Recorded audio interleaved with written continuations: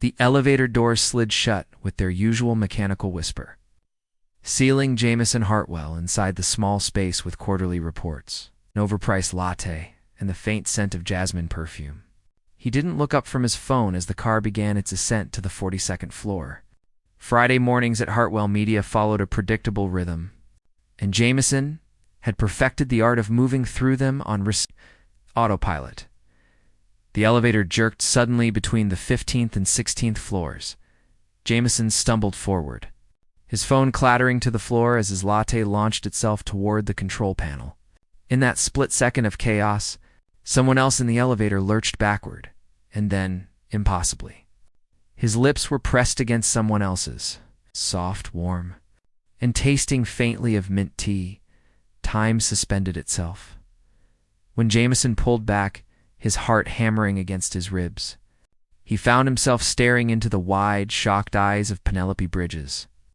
His secretary, the woman who organized his entire life with terrifying efficiency. The woman he saw every single day, but had trained himself not to really see. "Mr. Hartwell." Penny's voice came out strangled. Her cheeks blazed crimson, visible even in the elevator's harsh fluorescent lighting. "The elevator?" Jameson's brain scrambled for something logical to say. It just stopped. They stood frozen, neither quite sure where to look. Penny's hand flew to her lips, then dropped quickly to her side. She wore a navy dress that Jameson had never noticed before, though she'd probably worn it a dozen times. Her dark hair was twisted into its usual neat bun, but a few strands had escaped during the elevator's sudden halt, framing her face in a way that made his chest tighten. The elevator groaned and resumed its climb, breaking the spell. "I should call maintenance," Penny said, her voice returning to its professional cadence as she smoothed her dress. She wouldn't meet his eyes. Jameson bent to retrieve his phone, grateful for the excuse to look away. It seems to be working now. The remaining 26 floors stretched like an eternity. Jameson became acutely aware of every breath, every shift of fabric, every second that ticked past on the digital display. He'd been in countless meetings with Penny over the past 3 years. They'd worked late nights together, traveled to conferences, weathered corporate crises side by side. But in all that time, he'd maintained a careful distance, a professional wall that kept things simple and uncomplicated. That wall had just shattered. The elevator chimed their arrival at the 42nd floor. Penny stepped out first, her heels clicking rapidly against the marble as she headed straight for her desk outside his office. Jameson followed more slowly, nodding absently to employees who greeted him. His mind replayed those few seconds in the elevator on an endless loop. He'd kissed his secretary, accidentally, completely innocently. So why did his pulse still race like he'd just run a marathon? Jameson closed his office door and dropped into his leather chair, swiveling to face the floor-to-ceiling windows overlooking Manhattan. The city sprawled below, millions of people moving through their morning routines. Completely unaware that his carefully ordered world had just tilted on its axis. He'd hired Penny 3 years ago after his previous secretary retired.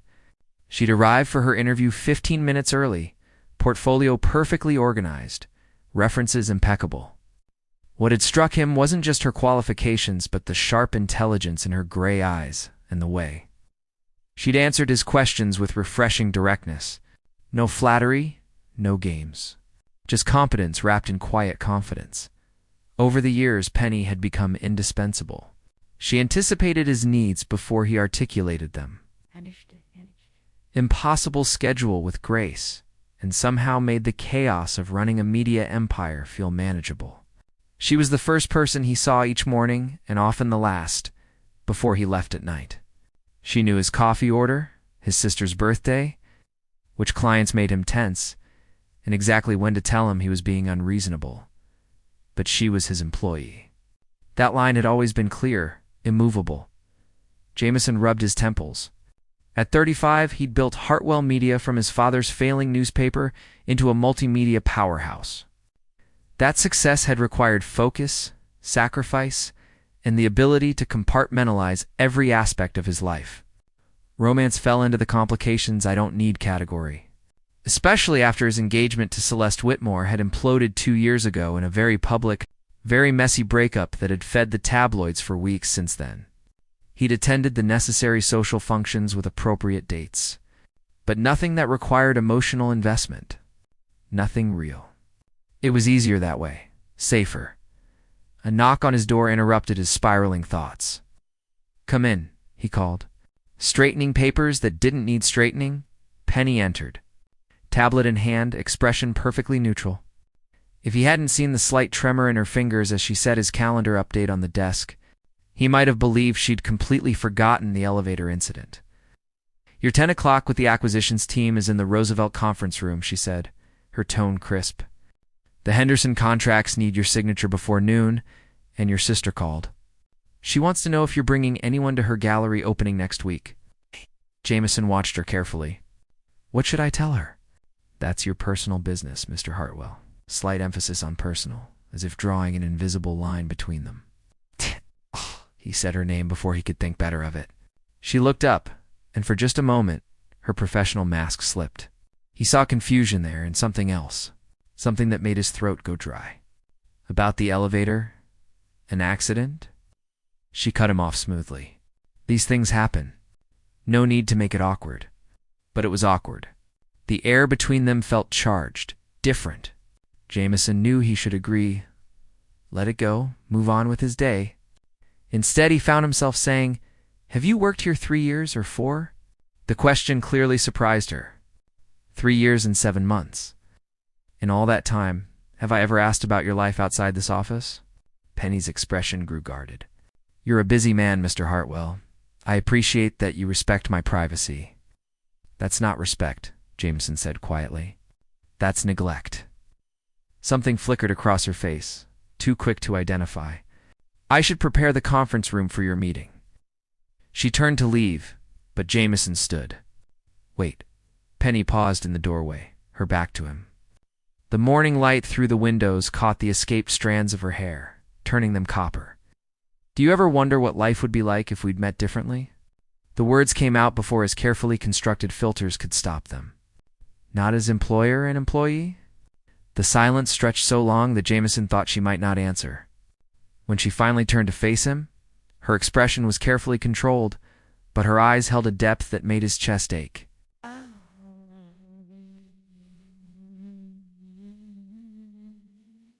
"I wonder about a lot of things, Mr. Hartwell," she said softly.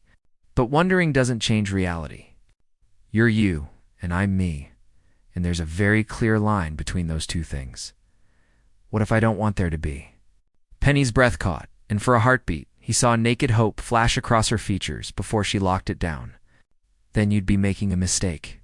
A potentially career-ending mistake for one of us." She straightened her shoulders.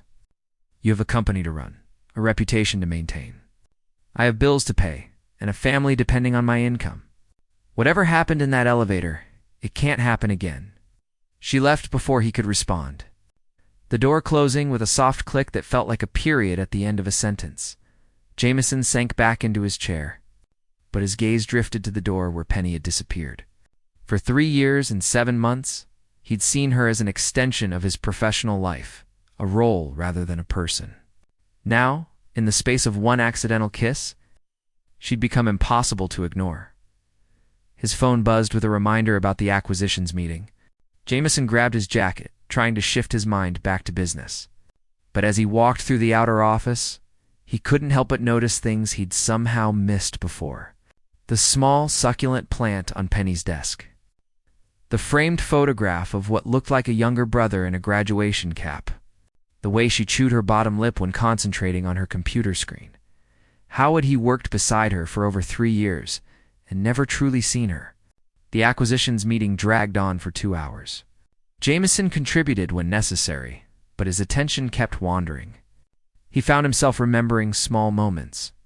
The time Penny had stayed until midnight helping him prepare for a crucial presentation. Surviving on vending machine coffee and stale crackers while they debated strategy. The afternoon she'd firmly told him to go home when he'd been running a fever, even threatened to call his sister if he refused. The morning she'd brought him tea instead of coffee because she'd somehow known. He hadn't slept small acts of care that he'd accepted without question, without recognition. What else had he missed? When the meeting finally concluded, Jameson returned to his office to find a fresh coffee waiting on his desk, still steaming. Penny must have timed it perfectly. He picked up the cup and noticed a sticky note attached. The Henderson contracts are in the blue folder. Your sister wants you to bring someone fun to the gallery opening. Her words, not mine. I told her you'd call. Her handwriting was neat, efficient, just like everything about her. But Jameson found himself staring at the note long after he'd read it, looking for something between the lines. The afternoon passed in a blur of phone calls and emails. Through it all, Jameson remained hyper-aware of Penny's presence just beyond his door. Each time she entered to deliver documents or relay messages, the air seemed to thicken. They maintained perfect professionalism, but underneath it, something simmered at 6:30. Most of the office had cleared out for the weekend. Jameson emerged to find Penny still at her desk, frowning at her computer screen. Should go home, he said. She glanced up, surprised. I'm just finishing the travel arrangements for your Seattle trip next month. It can wait until Monday. Penny studied him for a long moment. Can I ask you something? Of course. Why now? She closed her laptop, giving him her full attention. 3 years, Mr. Hartwell. 3 years of working together every day. What changed today beyond an unfortunate accident in an elevator? Jameson leaned against the doorframe, considering his answer carefully. Maybe nothing changed. Maybe I just finally opened my eyes. That's not fair, Penny said, and there was an edge to her voice he'd never heard before. You don't get to suddenly see me after all this time and expect me to just accept it. I've been right here, being professional, doing my job, keeping appropriate distance because that's what the situation required. You don't get to rewrite the rules because you had a moment of clarity. She was right, and they both knew it. But knowing something and feeling it were two different things. You're angry, Jameson observed. I'm frustrated. Penny stood, gathering her belongings with sharp, precise movements. You have no idea what it's like to be invisible to someone you see every single day. To watch them look through you, around you, but never really at you. And now, because of a random accident, suddenly I'm visible? She shook her head. That's not fair, and it's not enough. The raw honesty in her words hit Jameson like a physical blow. Penny, I didn't mean to make you feel invisible. I know you didn't. That's almost worse. She slung her bag over her shoulder. Have a good weekend, Mr. Hartwell. This time when she walked away, Jameson didn't try to stop her. He stood in the empty office, surrounded by the quiet hum of computers and the fading light of sunset through the windows, and realized that he'd hurt someone without even knowing it. Someone who mattered more than he'd let himself acknowledge. His phone buzzed. A text from his sister Bridget, demanding to know his plans for her gallery opening. Jameson stared at the message, then did something impulsive. He called her. Finally, Bridget answered. I was about to send a search party. I need your advice, Jameson said. There was a pause. You never ask for advice. What happened? I kissed my secretary. Oh my God, Jamie. Please tell me this isn't a lawsuit situation. It was an accident. The elevator stopped suddenly. He explained the situation quickly, efficiently. The way he explained business problems. When he finished, Bridget was quiet for a long moment. Then she said, You really are an idiot sometimes, you know that? That's your advice? No, that's just an observation. My advice is this. If you actually have feelings for this woman, real feelings, then you need to figure out what you're willing to risk for them. Because asking her to risk everything when you're not willing to do the same makes you not just an idiot, but a selfish one. Jameson closed his eyes. What if I ruin everything? What if you already have? Bridget's voice softened. Jamie, you've spent 2 years hiding behind work because getting hurt by Celeste scared you. I get it, but Penny isn't Celeste, and you're not the same person you were then. Maybe it's time to stop protecting yourself and start living again. After they hung up, Jameson stood at his office window watching the city lights flicker on. One by one, pushing back the darkness. Somewhere out there, Penny was heading home to a life he knew nothing about. A life he'd never thought to ask about. His reflection stared back at him from the darkening glass. Jameson Hartwell, media mogul, successful by every external measure. But standing alone in his empty office, he felt the weight of everything he'd sacrificed for that. Success, connection, vulnerability, the possibility of something real. One accidental kiss in an elevator had cracked open a door he'd kept firmly closed. Now he had to decide whether to step through it or seal it shut forever. His phone lit up with another message, this time from Penny. Forgot to mention, board meeting moved to Tuesday. Details in your calendar. Enjoy your weekend. Simple, professional, distant. Jameson typed a response, deleted it, typed another, deleted that too. Finally, he settled on, thank you. You enjoy yours as well? It's inadequate but safe. The story of how he'd been living his life. He grabbed his coat and headed for the elevator, hesitating for just a moment before pressing the button. When the doors opened, he stepped inside, alone this time. As the car descended, he couldn't help but remember those few seconds when everything had changed. The surprise in Penny's eyes, the warmth of her lips, the jasmine scent of her perfume. The elevator reached the lobby, and Jameson stepped out into the night, knowing that Monday would come, and with it, a choice. Keep pretending nothing had happened, or finally have the courage to reach for something real. For the first time in years, he didn't know which path to take. And maybe that uncertainty was exactly what he needed. Monday morning arrived with gray skies and the promise of rain. Jameson reached his office earlier than usual, hoping to catch a few quiet moments before the day began. But when he stepped off the elevator at 7:15, Penny was already at her desk, perfectly composed in a charcoal suit, her attention focused on her computer screen. "Good morning," he said, keeping his tone neutral. "Good morning, Mr. Hartwell." She didn't look up. "Your amended schedule is on your desk. The Chang proposal needs review before the Tuesday board meeting. And I've compiled the quarterly analytics you requested. Professional, distant, exactly what she'd promised on Friday." Jameson nodded and retreated to his office, closing the door with more force than intended. The weekend had been long, filled with too much thinking, and his sister's voice echoing in his head. He'd driven past the office twice on Sunday, ridiculous as it was, just to see if Penny's car was in the garage. It wasn't. She had a life outside these walls. And he knew almost nothing about it. The week crawled forward with excruciating politeness. Every interaction between them was textbook professional. Penny delivered reports, managed his calls, coordinated his meetings, all with the same efficient competence she'd always shown. But the easy rapport they'd developed over 3 years had vanished, replaced by formal courtesy that felt like a wall of glass between them. By Wednesday, Jameson caught himself watching the clock, waiting for the moments when Penny would enter his office. He noticed things he'd been blind to before. The way she twisted her pen when thinking, how she always kept her left hand near her phone, as if expecting an important call. The small gold locket she wore every day, but never opened in his presence. Thursday afternoon. His phone rang with an internal extension he didn't recognize. "Jameson Hartwell," he answered. "This is Gregory from IT. We've got a situation with Ms. Bridges' computer. Some kind of malware attack. We're working on it, but she's lost access to several critical files, including your travel itinerary for next week's Chicago conference." Jameson straightened. "Chicago. The Media Innovation Summit. You're keynoting on Friday. The conference." He'd completely forgotten. Jameson quickly checked his calendar and found it there, color-coded and detailed, just as Penny would have organized it. The trip was in 3 days. How long to fix her system? He asked. "Could be hours. Could be tomorrow.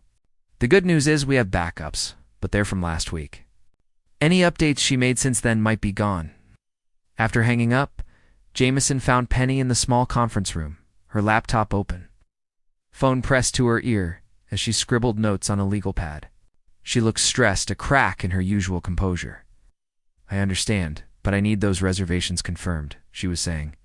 "Yes, I'll hold." Jameson waited until she noticed him. She covered the phone's mouthpiece. "It told you? How bad is it?" "Bad enough. I had your complete Chicago itinerary mapped out with contact information, backup plans, everything. Now, I'm rebuilding from memory and hoping I don't forget something crucial. She returned to her call. Yes, I'm here. The reservation, under Hartwell Media for Thursday through Saturday.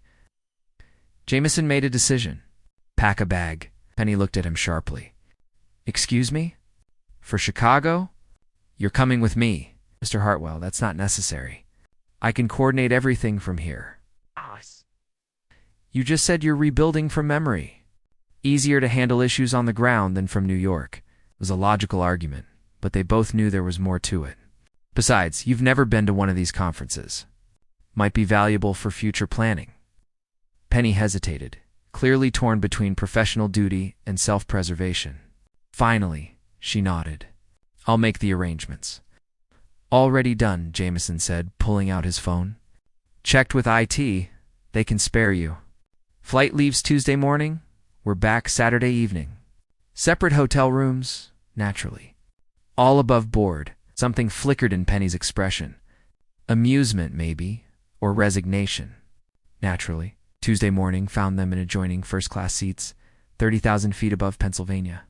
Penny had her laptop open despite Jameson's suggestion that she relax. She was reviewing the conference schedule, cross-referencing attendee lists, preparing briefing documents on key players he'd be meeting. Tell me something, Jameson said. Setting aside his own work, Penny glanced over. About the conference? About you. That photograph on your desk? Your brother?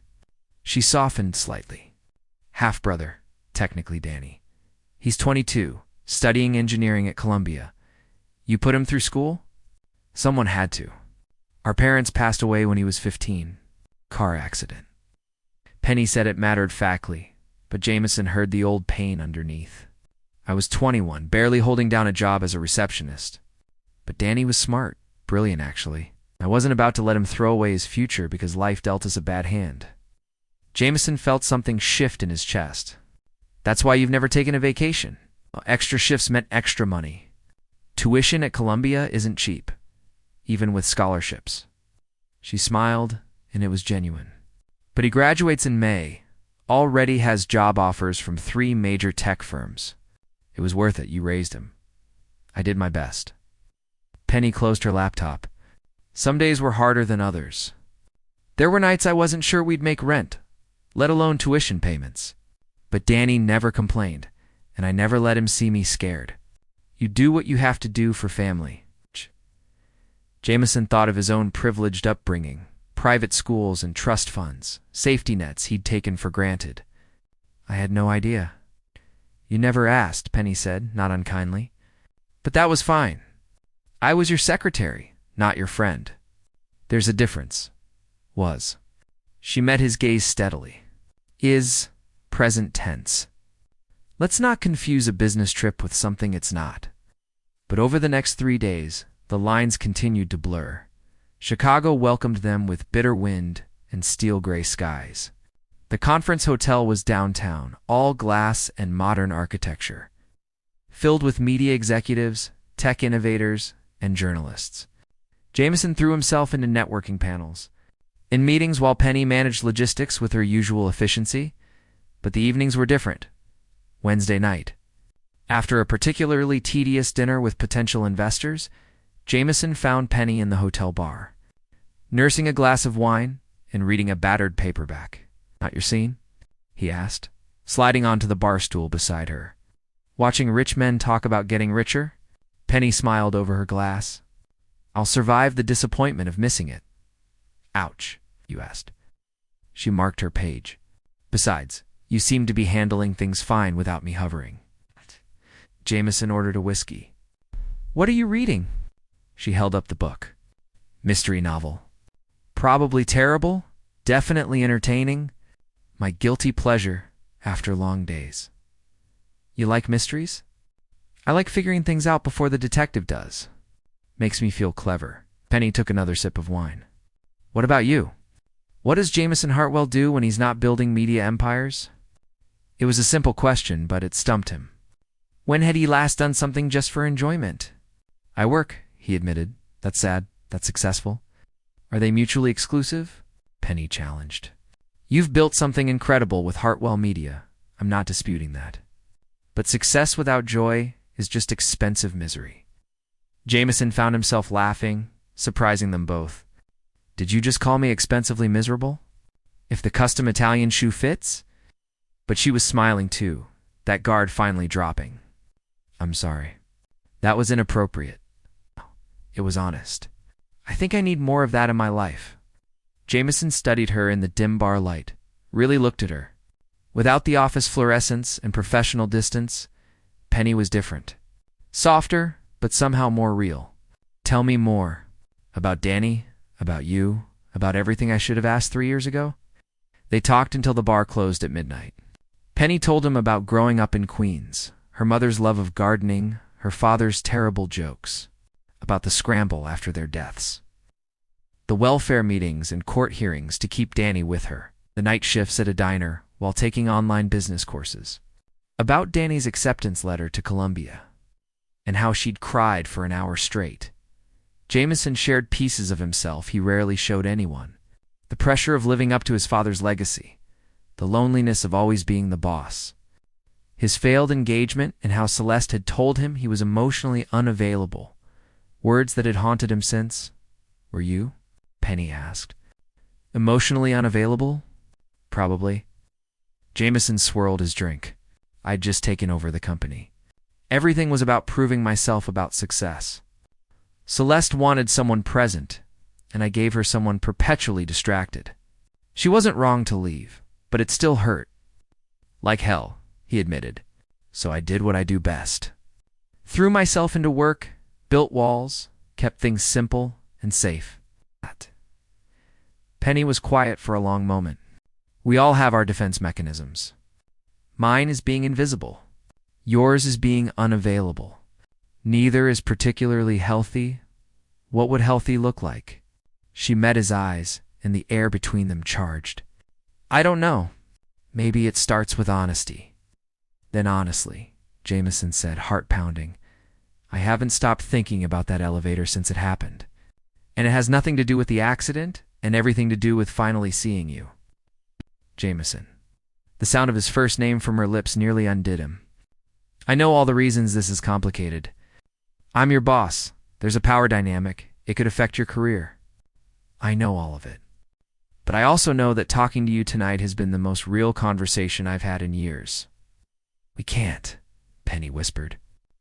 But her eyes told a different story. I'm not asking you to decide anything tonight. I'm just asking you to think about it.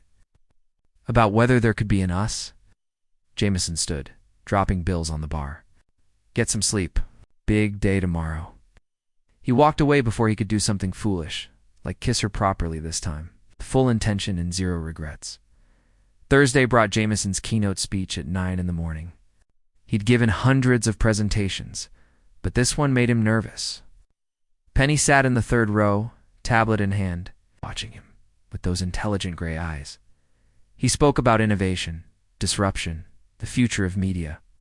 But halfway through, he deviated from his prepared remarks. Success in business is often measured by numbers, he said, scanning the audience. Revenue, market share, growth percentages.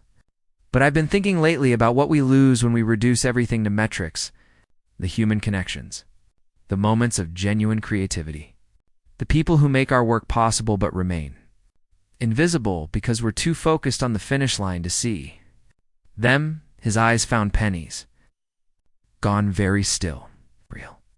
Success isn't just about building something profitable. It's about building something meaningful with people who matter. That requires vulnerability, which is terrifying for those of us who've built careers on control. But maybe the most innovative thing we can do is take a risk on something that can't be measured or predicted. On connection. On each other? Speech ended too strong applause, but Jameson barely heard it. He watched Penny slip out of the auditorium, and something in his chest tightened. He found her an hour later on the hotel's rooftop terrace, despite the cold. She stood at the railing looking out over Chicago's skyline. That was quite a speech, she said without turning around. Too much. Depends on whether you meant it. Jameson came to stand beside her. Every word. Penny finally looked at him, and her eyes were bright. You're making this really difficult. Good, Jameson. I need this job. Not want. Need. Danny's last semester? Medical bills from when he broke his leg last year? Rent? I can't afford to mess this up because of feelings. What if you didn't have to choose? What if we could figure this out in a way that protects you, that's transparent and appropriate? How? You're my boss. That doesn't change. Then maybe I stop being your boss. Penny spun to face him fully. What? You're overqualified to be a secretary, Penny. You have business training, organizational genius, and people skills I've watched you deploy for 3 years. What if you moved to a different department? Event coordination, maybe, or strategic planning? Lateral move, same pay, but you wouldn't report to me anymore. You can't reorganize your company because you want to date someone.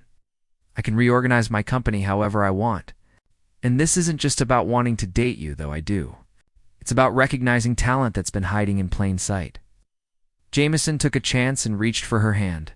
She didn't pull away. I'm not asking you to risk everything. I'm asking you to let me share the risk. Tears slipped down Penny's cheeks, catching the gray light. Why now? I need to understand why, after all this time, you suddenly care. 'Cause I was asleep, Jameson said simply. I was going through motions, building success, but not a life. And then an elevator jolted me awake, and I saw you, really saw you, and realized I'd been missing something extraordinary that was right in front of me. I'm sorry it took so long. I'm sorry I made you feel invisible. But I'm asking, if you'll let me, to spend whatever time you'll give me making up for it. Penny closed her eyes, more tears falling. When she opened them again, there was hope there, fragile but real. If we do this, we do it right. Properly. I transfer departments, we disclose the relationship to HR, everything by the book. I won't be office gossip, and I won't compromise my integrity. I wouldn't want you to. And if it doesn't work out, I keep my job. That's non-negotiable. Done. Jameson agreed immediately. I'm terrified, Penny admitted. Me too. He squeezed her hand. But I think the best things usually are terrifying at first. She laughed, shaky, but genuine. When did you become wise? About 3 days ago. I'm new at this. Penny stepped closer and Jameson's breath caught. If we're doing this, truly doing this, then I should tell you something. That elevator kiss? It wasn't just an accident for me. I mean, obviously it was literally an accident. But what I felt, she paused, gathering courage. I've had feelings for you for longer than I want to admit. I just got really good at hiding them because I thought they were impossible and inappropriate. When you suddenly started seeing me, it was wonderful and terrible because I didn't trust it. Didn't trust that it could be real. It's real, Jameson said, lifting his free hand to cup her face. I'm here. I'm not running, and I'm all in if you are. Then kiss me, Penny whispered. Properly this time. Not because an elevator malfunctioned, but because you want to. Jameson leaned in slowly, giving her every chance to change her mind. But Penny rose to meet him, and when their lips touched, it was nothing like the accidental collision in the elevator. This was intentional, certain, filled with all the feelings they'd been dancing around. When they finally pulled apart, both were breathing hard. We should probably head back inside, Penny said. Though she made no move to step away, probably Jameson agreed. Equally immobile, they stood together on the rooftop as Chicago hummed below them. Two people who'd been orbiting each other for years, finally finding their gravity. The rest of the conference passed in a blur of meetings and knowing glances, stolen moments, and careful professionalism. They maintained appearances, but something fundamental had shifted. Friday evening, after Jameson's final panel, they walked along the Chicago River. Shoulders touching, talking about everything and nothing. What happens when we get back? Penny asked, as the city lights reflected off the water. Monday, I talked to HR about restructuring. Tuesday, assuming you're on board, we make it official. You move to strategic planning, and I take you to dinner somewhere nice, where I can properly court you without worrying about corporate policy. Court me? Penny smiled. How old-fashioned. I'm determined to do this right. That means dates. Getting to know each other outside of work. Meeting Danny properly. letting you meet Bridget, who will definitely interrogate you, but will also love you. You're very confident this will work. I'm terrified it won't, Jameson corrected. But I'm more terrified of not trying. Oh. They walked in comfortable silence for a while before Penny spoke again. There's something else you should know. That locket I wear? It has my parents' picture in it. I've never shown anyone. She unclasped it and handed it to him. Jameson opened it carefully, finding a worn photograph of a smiling couple. Clearly Penny's parents based on her resemblance to her mother. They look happy, he said. They were disgustingly in love, even after 20 years together. My dad used to leave notes in my mom's lunch every single day. Terrible puns and awful drawings. She kept every one. Penny took the locket back, closing it gently. After they died, I packed away those notes. Couldn't look at them without falling apart. But last year, when Danny was going through a rough patch, I dug them out. We spent an evening reading them together, laughing and crying and remembering, and I realized that their love didn't die with them. It lived on in the values they taught us, in the way Danny and I take care of each other. In the fact that I still believe in happy endings, even after everything. That's beautiful, Jameson said softly. It's also why I'm giving this a chance. Because they taught me that real love is worth the risk, that the best things in life require courage. Penny looked up at him. So I'm choosing to be brave. Jameson pulled her close, kissing the top of her head. We'll be brave together. Saturday morning, they flew back to New York, sitting side by side, hands occasionally touching on the armrest. The easy professionalism they'd maintained for 3 years had transformed into something richer, more complex. They were still figuring out the boundaries, but that was okay. They had time. As the plane descended toward LaGuardia, Penny squeezed Jameson's hand. Ready for Monday? With you? Absolutely. But as they collected their luggage and headed toward separate cabs, reality began to creep back in. The conference had been a bubble, a space outside normal life. Now they were returning to the office, to colleagues who knew them only in their old roles. 2 complications they hadn't fully considered. Jameson's phone buzzed with messages that had accumulated during the flight. One made his stomach drop. Problem? Penny asked, reading his expression. Possibly. He showed her the message from his board chair. Saw photos from conference. We need to talk Monday morning. Someone had noticed them together in Chicago and drawn conclusions. The fight for what they'd found was about to begin sooner than expected, Sunday evening. Jameson sat in his downtown apartment, staring at his phone.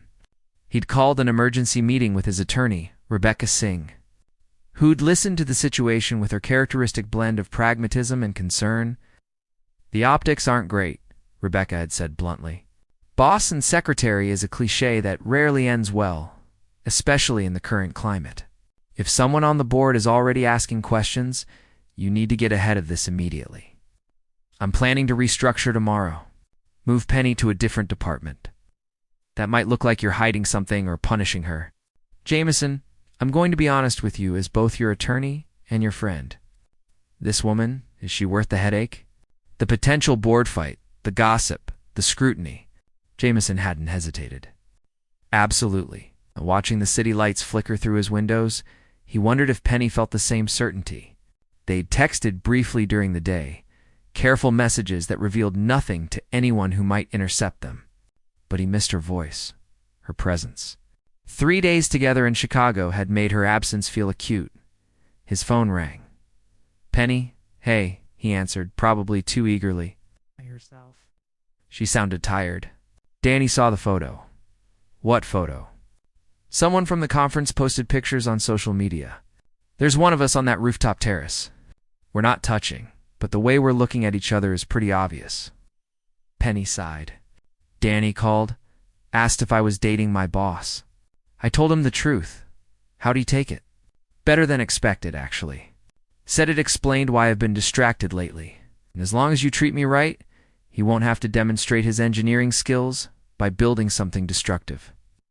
She laughed softly. He's protective. Good. You deserve people who protect you. Jameson, I saw the board chair's message when you showed me yesterday. I've been thinking about it all day. Penny paused. Maybe we're moving too fast. Maybe we should pump the brakes, let things settle. Is that what you want? No, she admitted. But I don't want to be the reason you lose control of your company. Your father built Hartwell Media, and you've made it what it is today. I can't be responsible for jeopardizing that legacy. Then don't be. Let me fight for this, for us. Unless you're having second thoughts. I'm having 10th and 11th thoughts, Penny said. But none of them change the fact that I want this. Want you? It's just scary when reality crashes in. Tell me about it. I'm supposed to meet with Howard at 8 tomorrow morning. He's going to be insufferable. Howard Chen, the board chair? I've coordinated enough of his calls to know he doesn't approve of anything fun or human. That's putting it kindly. But he doesn't control the company. I do, majority shareholder and all. He can bluster, but ultimately, this is my decision. Our decision, Penny corrected gently. This affects both of us. Promise me something? Whatever happens tomorrow, we face it honestly. No hiding, no corporate spin. If we're doing this, we do it with integrity. Promise, Jameson agreed. Get some sleep.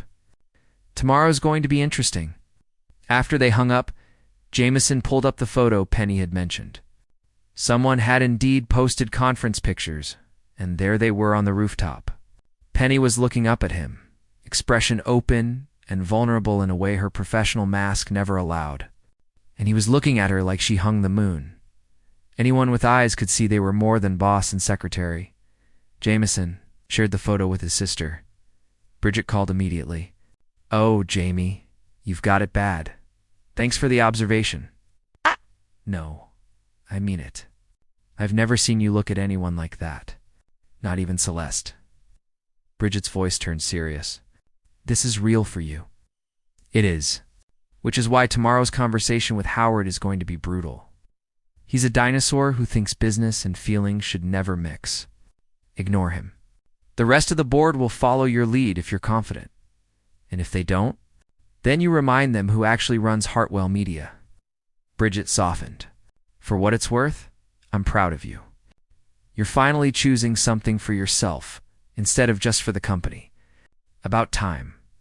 Monday morning arrived with cold sunshine, and Jameson's determination solidified into steel.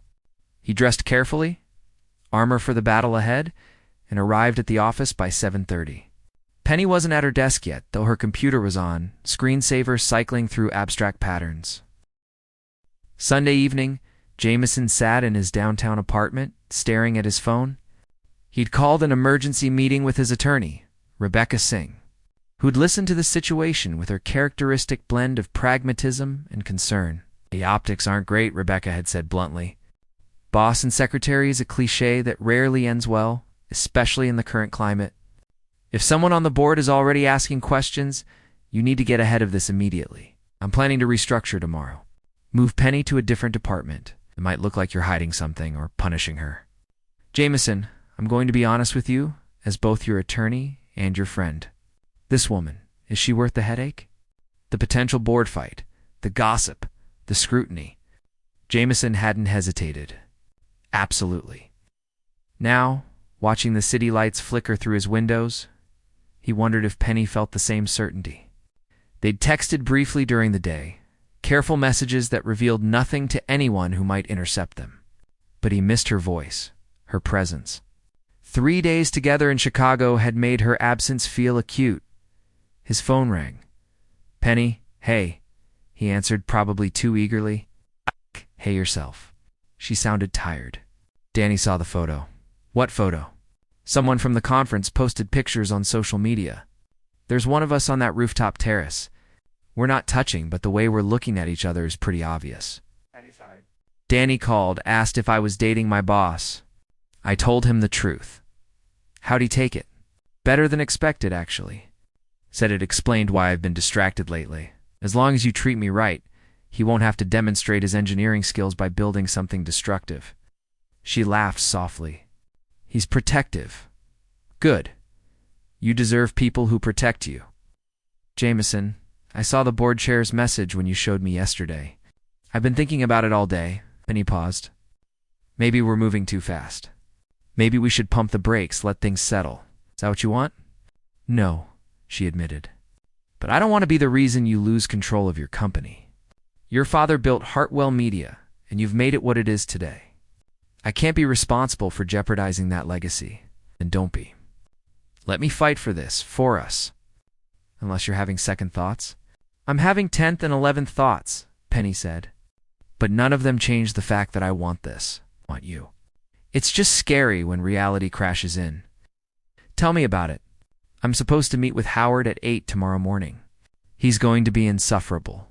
Howard Chen, the board chair. I've coordinated enough of his calls to know he doesn't approve of anything fun or human, it's putting it kindly. But he doesn't control the company. I do, majority shareholder and all. He can bluster, but ultimately this is my decision. Our decision, Penny corrected gently. This affects both of us. Promise me something?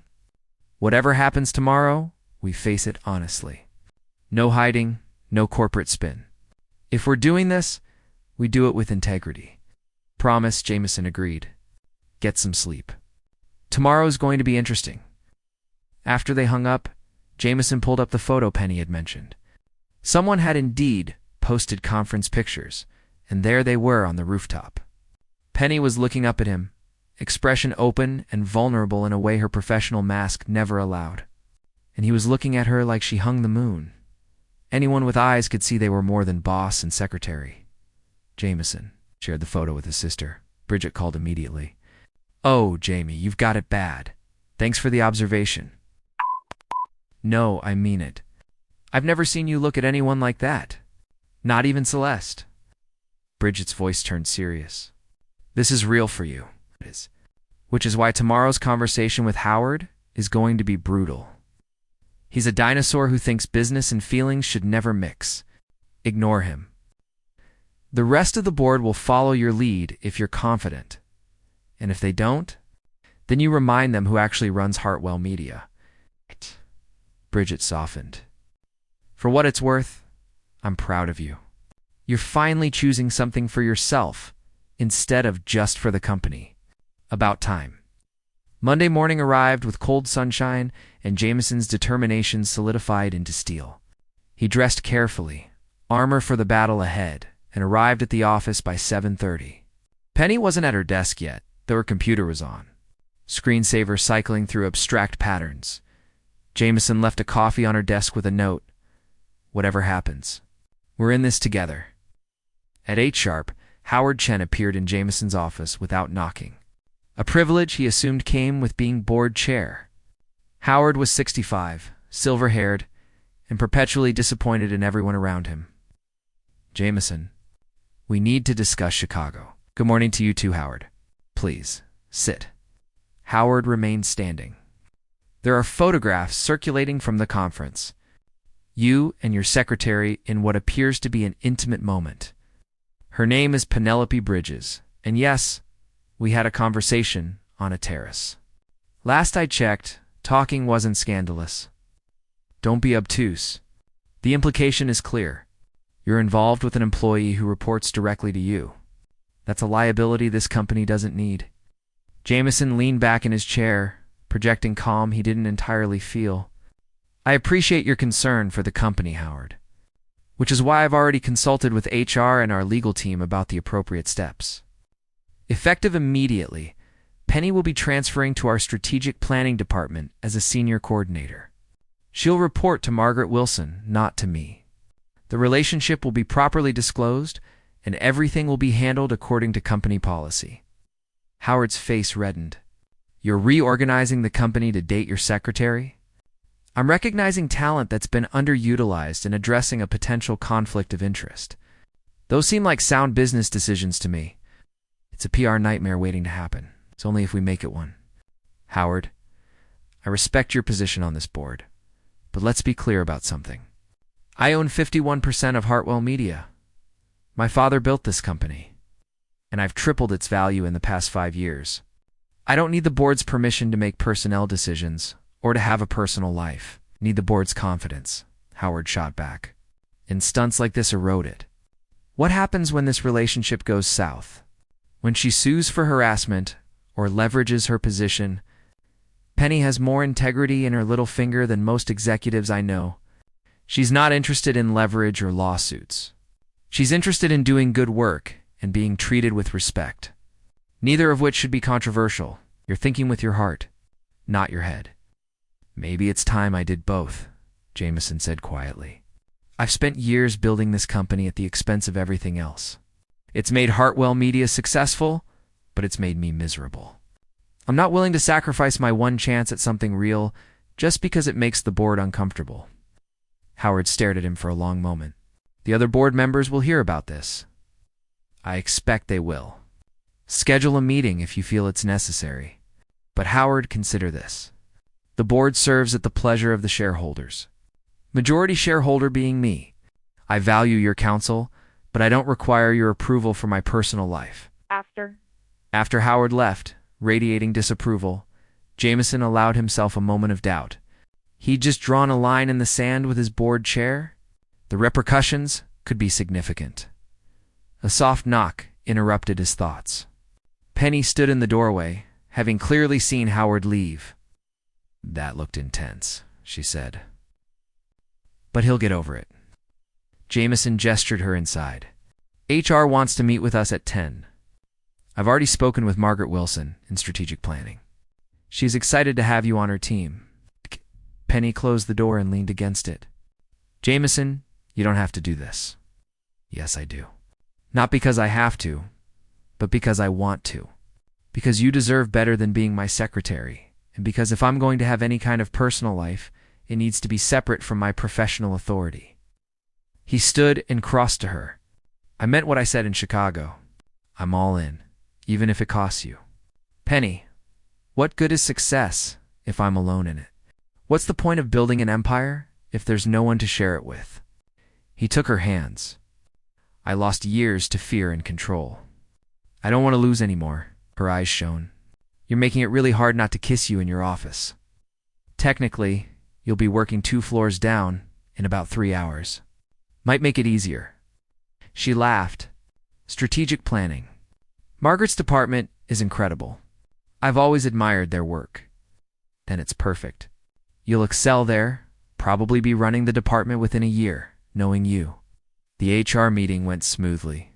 Linda Zhao, the HR director, was thorough but fair. She documented the relationship, outlined the new reporting structure, and made it clear that any hint of impropriety would be taken seriously. We support office relationships when they're appropriate and transparent, Linda said. This meets those criteria, but I'm going to be watching both of you. The second this affects job performance or creates a hostile environment for other employees, we'll have a different conversation. Understood, Penny said firmly. Good. Welcome to strategic planning. Penny, Margaret's expecting you this afternoon?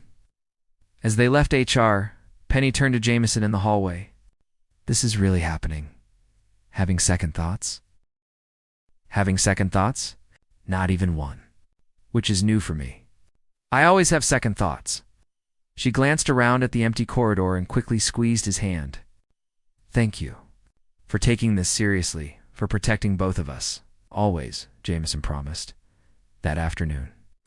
Penny moved her belongings to her new desk in strategic planning, 2 floors below Jameson's office. He told himself the distance was good, necessary, appropriate, but he missed her presence immediately. The reassurance of knowing she was just beyond his door, he focused on work, reviewing the Chang proposal, returning emails, preparing for Tuesday's board meeting. But every hour, he found an excuse to check his phone. Hoping for a message from Penny at 4, she texted, Margaret is amazing. This team is amazing. I think I'm going to love this job. Also, I miss you, which is ridiculous since I saw you 3 hours ago. Jameson smiled and replied, Not ridiculous, mutual. Dinner tomorrow? Actual date? No work discussion? Thought you'd never ask? Tuesday's board meeting was predictably tense. Howard had clearly briefed the other members on the situation. Jameson addressed it head-on during the preliminary remarks. I want to acknowledge that there's been some concern about my personal life and how it intersects with company business. I've taken appropriate steps to address any conflicts of interest. The relationship has been disclosed to HR. Personnel changes have been made. Everything is being handled according to policy. I'd appreciate if we could focus on actual business matters rather than speculation. Most of the board seemed satisfied. A few exchanged looks that suggested gossip would continue in private, but no one challenged him directly. The meeting proceeded to quarterly results, which were strong. Strategic planning for the next fiscal year. Only at the end did Howard speak up. I think the board would benefit from understanding your long-term commitment to Hartwell Media, Jameson. Given recent distractions, my commitment is absolute, Jameson said evenly, as evidenced by our results. Revenue up 18% year over year, 3 successful acquisitions. Expansion into digital markets ahead of projections. I don't see how my personal life diminishes any of that. Personal lives have a way of complicating professional focus, Howard pressed. Then I suppose we should all resign. Given that we all have personal lives, Bridget interjected from her position as board member. Howard, unless you've taken a vow of celibacy I'm unaware of, I suggest we drop this. My brother has been nothing but transparent and professional. What more do you want? The tension broke with a few chuckles around the table. Howard sat back, outmaneuvered. The meeting concluded shortly after. As board members filed out, Bridget caught Jameson's arm. Nicely handled. Thanks for the backup. That's what family's for. Also, I want to meet her. Properly. Not at a work event. Bring her to my gallery opening Friday night. Bridget, that's in 3 days. We're still figuring this out. Perfect. No pressure. Just art and champagne and me getting to know the woman who's made my brother smile for the first time in years. She can handle it. Jameson suspected Penny could handle anything, but wasn't sure about throwing her into his social circle quite so soon. Still, Bridget had a point. If they were doing this, hiding wasn't an option. Wednesday evening. Jameson took Penny to a small Italian restaurant in Greenwich Village. Far from the usual haunts of Manhattan's business elite, they sat in a corner booth, sharing pasta and talking about everything except work. Tell me about your family, Penny said over wine. I know about Bridget, but that's it. Not much to tell beyond her. Our parents divorced when I was 12. Dad threw himself into the business. Mom moved to Connecticut and remarried. Bridget and I split time between them until college. Dad died 5 years ago. Heart attack at his desk. Very on brand for him. I'm sorry. We weren't close by the end. He loved the company more than people. I swore I wouldn't be like that, and then spent the next 5 years proving I was exactly like that. Jameson shook his head. You and Danny, though, that's real family. The kind built on choice and sacrifice. It's not always easy. We fight sometimes. He thinks I worry too much. I think he takes too many risks. But at the end of the day, we show up for each other. That's what matters. Want to meet him properly. If that's okay? Penny's face lit up. He'd like that. Fair warning. He'll ask you uncomfortable questions about your intentions and probably suggest Danny's a black belt in karate, which is a complete lie, but sounds intimidating. I'll be appropriately intimidated. They lingered over dessert, neither wanting the evening to end. Finally, Jameson paid the check and walked Penny to the subway entrance near her queen's apartment. I could drive you home, he offered, and deprive me of my thinking time on the train. Never. She smiled up at him. Besides, we're taking this slow, remember? Building something real. Slow is killing me, Jameson admitted. Good things are worth waiting for. But Penny rose on her toes and kissed him softly. Friday. Bridget's gallery opening. I'll be there, you're sure? My sister can be intense. I can handle intense. I've been handling you for 3 years. Jameson laughed and kissed her again, longer this time, not caring who saw. When they finally pulled apart, both were breathless. Good night, Penny. Good night. Jameson. He watched until she disappeared down the subway stairs, then walked back to where his car was parked. Feeling lighter than he had in years, Thursday brought an unexpected complication. Jameson was in a meeting when his assistant, a young man named Trevor, who'd been hired to replace Penny, knocked urgently. I'm sorry to interrupt, but there's a reporter in the lobby asking about you and Penny Bridges. Said he's writing a piece about workplace relationships. Jameson excused himself from the meeting. What outlet? City Business Journal. guy named Rick Morton. Jameson knew Morton, a muckraker who specialized in corporate scandal stories. This was exactly the kind of publicity they didn't need. He called Rebecca immediately. She answered on the first ring. "Please tell me you're not calling with bad news." Reporter in the lobby. "Morton from CBJ. Don't talk to him. I'll handle it." Rebecca was already typing. "Give me 10 minutes. Jameson waited in his office, watching through the window as security escorted Morton out of the building. His phone buzzed with a text from Penny, heard about the reporter. "I'm fine. Don't worry." But he did worry. This was the reality of their choice. Public scrutiny, gossip, people trying to make something beautiful into something sordid. Rebecca called back 15 minutes later. "Morton's fishing. Someone tipped him off about the relationship, probably Howard or someone he spoke to. I've made it clear that everything was handled appropriately through HR, and that any story suggesting otherwise would be actionable. He'll probably write something, but it'll be toothless. Who leaked it? My money's on Howard trying to create pressure. Jameson, you need to be prepared. This might get uglier before it gets better, but I'm not backing down." Friday evening arrived with Jameson's nerves stretched thin. The gallery opening was at 7, and he'd arranged to pick up Penny at 6:30. When she opened her apartment door, his breath caught.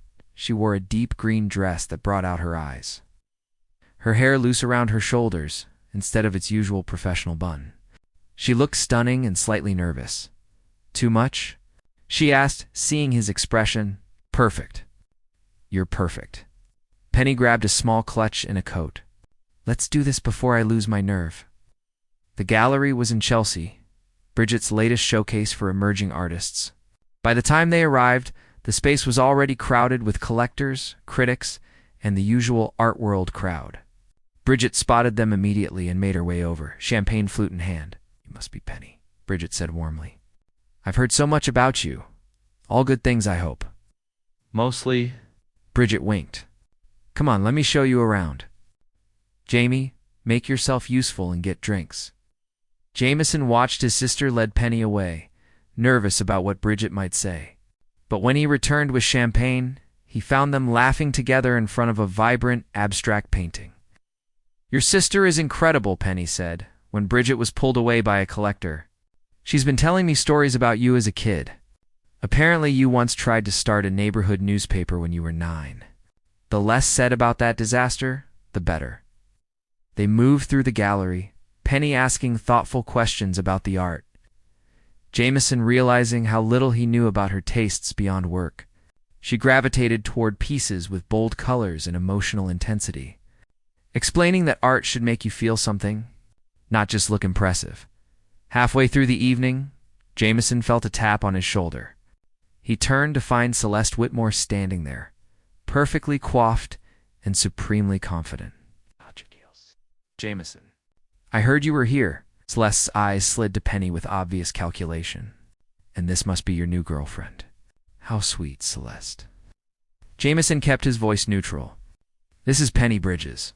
Penny, Celeste Whitmore." "The ex-fiancée," Celeste said before Penny could respond. "Don't worry, dear. I'm not here to cause trouble.